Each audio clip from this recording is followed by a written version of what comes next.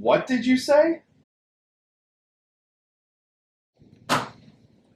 Fine, I'll do the comic book review, but not because you told me to.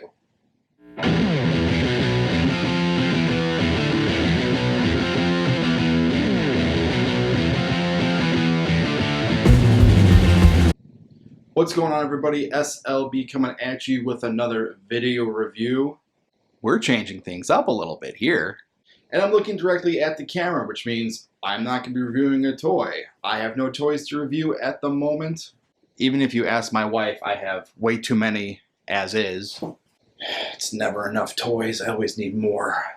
As some of you may know, I like to read comic books, and I've had a few friends of mine recommend I do some reviews on some comic books. So welcome to a series of reviews where I'll be picking a random comic book I've read, and I'll be looking in front of the camera and reviewing it for your viewing pleasure. If you have any recommendations on books I should review, or even comic books I should just read, leave a comment in the comment section down below there somewhere. Somewhere down there, I think. It's down there. So let's get on to the review.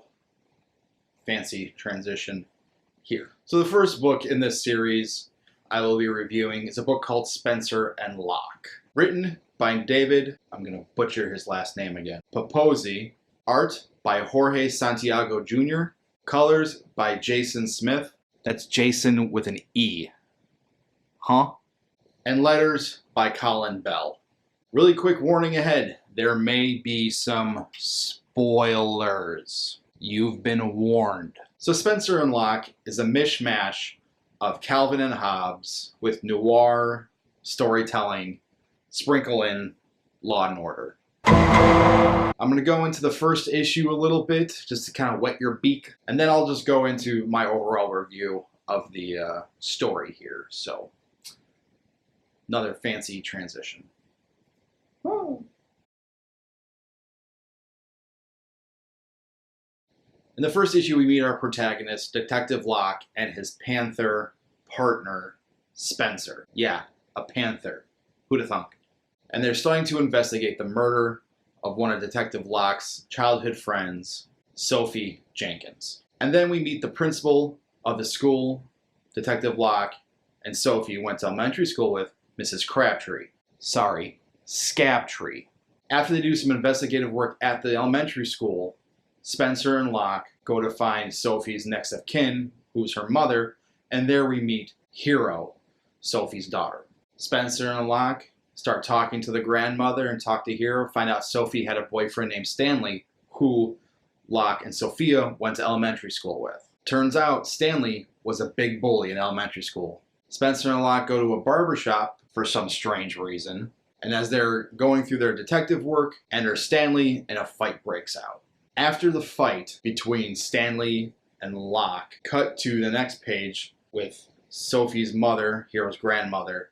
Grandma sitting there knitting her little, sock or scarf or whatever. Hero's, a child, so she's listening to some kind of iPod or Zune. Yeah, I said Zune.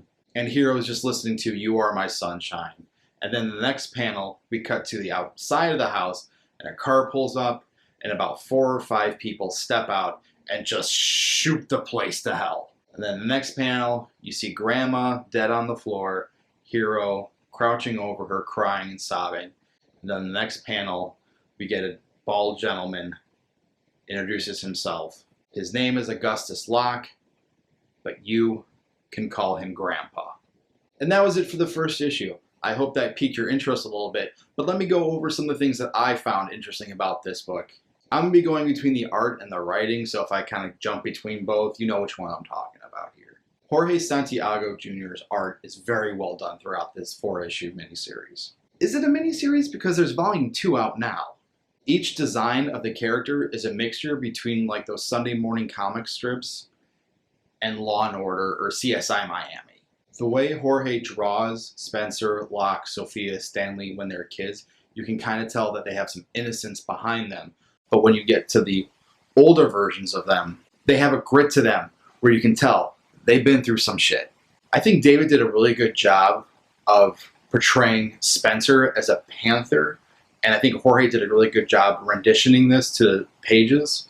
Because if you think about it, panthers, they're kind of maternal animals. They're always depicted as being the mother type, representing courage and strength. And in the book, Spencer is drawn taller and broader than Locke. But if you ask me why Spencer is missing an eye, I have no clue. And I think the fact that Jorge drew these characters, not just Spencer and Locke, but Sophia, Augustus Locke, Stanley, skinny and lanky, it kind of adds to the hard-boiled and gritty tone of the entire series. And there are some aspects of Jorge's drawing where he took inspiration from even the old Dick Tracy comic strips. And Jason Smith inks is also superbly done. Superbly? There's a lot of blue, flat blue, red, and purple that kind of give this story a not so chipper feeling. It kind of gives the story a rough and abrasive renaissance all throughout. And even flashing forward to an acid trip, not really an acid trip, but kind of a drug-induced hallucination that Locke has, he's kind of, spoiler, he's depicted being the space ranger fighting these aliens, and even then, it's not bright and vibrant colors. It's kind of a muted green and muted purple. So it kind of makes you kind of a little queasy in the stomach. I mean, even when he throws in yellows, it's not a bright and vibrant yellow. It's along those same lines as just a dull, sullen yellow. Not like bright like a highlighter. Kind of like a yellow on Bumblebee here. Did you see that? I kind of incorporated Transformers into this. Yes! Even when David is writing the younger versions of Spencer and Locke and Jorge is drawing them, Jason Smith's colors are still those dark and gritty colors. And you know that they're children, but you know some serious stuff is going to go down just because of the tone of the colors. Does that make sense? I think it does. David's writing is very exceptional and serious. As we're taken through this whirlwind murder mystery involving Locke and Sophia and Augustus, Paposi throws in some really serious circumstances that really make you feel for our protagonist, Locke. Maybe even a little bit for Spencer. There are some jokes sprinkled in through this, but immediately in the next panel, you're hit with something really serious, and it kind of leaves you a little depressed. I think one of the best examples of just the seriousness of this writing, as well as the art style and all that, there's a specific part in, I think, issue 4, the very beginning, when they're in this Calvin and Hobbes type scenario, and Locke is sitting there as a kid, just like dangling on the ledge, and he's asking Spencer, like, what would you want to transform into and all that stuff. And then it gets really serious because from the way it sounds, Locke wants to kill himself as a kid. Like, you wouldn't think a 10-year-old kid would say something like this. And Spencer, being the Hobbes archetype and the panther and the mother and the courage and strength and everything, just essentially talks him out of killing himself. And it's that kind of style with the writing and the art that just really drags you into this story. I mean, if that doesn't make your heart melt, I don't know what will. As you can tell, I really like this story. I think David Paposi, Jorge Santiago, you're onto something here with these characters.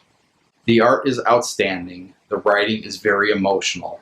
I highly recommend you pick up this book at your local comic book store. The writer is from Chicago, so I gotta support the local artist. And while you're picking up this book, I know the second volume just came out. It just finished, another 4-issue miniseries. And let me give you a little taste of what that's like. So Spencer and Locke go up against Beetle Bailey with PTSD. So if you like this video, hit that thumbs up button. Leave a comment in the comment section down below. Share my video, share the love. Let me know what you thought.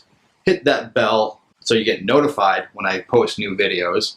Wow, that was a brain fart. Just kind of sprinkling something new there. Hit me up on Facebook, on Twitter, on Instagram. Links to everything in the description down below. This is S.L.B, as the shirt says, and this has been my review of Spencer and Locke Volume 1, and this is S.L.B saying, my childhood hates me.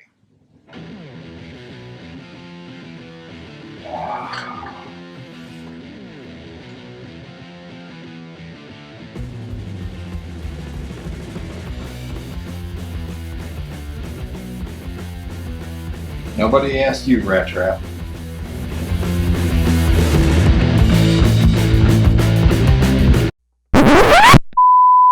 It's really hard to read a script right there with no glasses. Hard, blah, blah. I can talk.